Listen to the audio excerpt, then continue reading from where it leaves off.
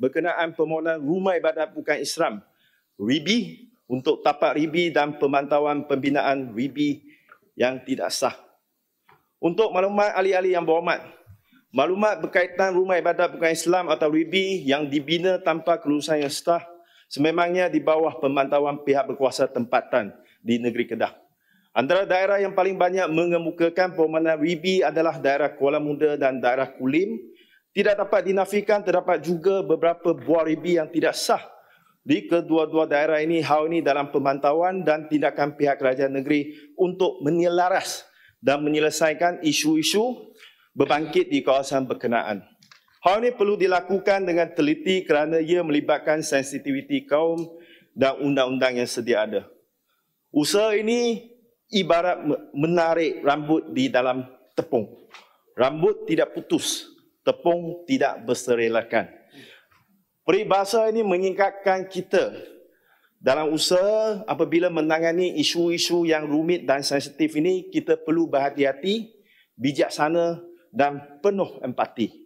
Seperti dalam masyarakat majmuk yang saling kita berinteraksi ini, setiap keputusan dan dasar harus mengambil kira perasaan dan kepentingan semua pihak. Hanya dengan cara ini kita dapat memelihara kemaharanian dan perpaduan masyarakat Kedah serta memastikan negeri kita ini terus maju dalam suasana yang aman dan sejahtera.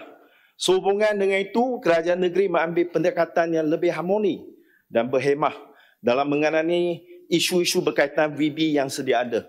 Pendekatan ini dilaksanakan tanpa mengambil tindakan keras secara langsung. Sebaliknya menawarkan ruang rundingan dan penyelesaian secara baik serta teratur bagi kemaslahatan kedua-dua pihak. Pejabat saya selaku Esko Hawar Masyarakat Cina, India dan Siam sentiasa terbuka serta bersedia untuk menjadi pemudacara dalam menyelesaikan isu ini, khususnya antara pihak persatuan, penganut dan pemilik tanah serta pihak berkepentingan yang berkenaan. Kerajaan negeri juga sentiasa cakna terhadap isu pembinaan RIBI tanpa kebenaran yang sah.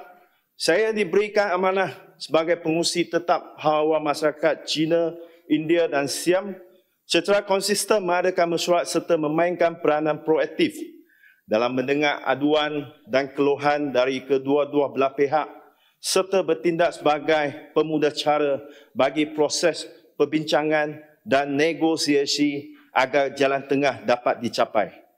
Peranan ini digalas dengan rasa penuh tanggungjawab selaku seorang wakil rakyat, juga sebagai defender of the law dan juga defender of the people, iaitu mempertahankan undang-undang sedia ada sambil memastikan kebajikan dan keharmonian rakyat pelbagai kaum dan agama terus terpelihara.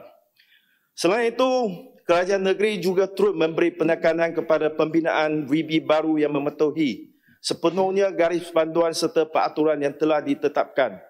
Hal ini bagi menjamin keseimbangan antara pembangunan fizikal dan keharmonian sosial di negeri ini. Sebagai bukti komitmen tersebut, dalam mesyuarat jawatankuasa RIBI yang telah diadakan pada 13 hari bulan April 2025 yang dipengerusikan oleh Yang Berhormat Datuk Seri Setiausaha Kerajaan Negeri, Kerajaan negeri telah meluluskan sebanyak 5 permohonan tapak tanah kerajaan untuk RIBI, 4 kelulusan secara penrizaban dan 1 kelulusan secara pemberi milikan yang permohonan-permohonan melibatkan di daerah Kuala Muda. Kesemua usaha ini menunjukkan bahawa kerajaan negeri Kedah sentiasa komited dalam menyantuni keperluan masyarakat majmuk tanpa mengetepikan aspek perundangan, perancangan dan keharmonian antara agama.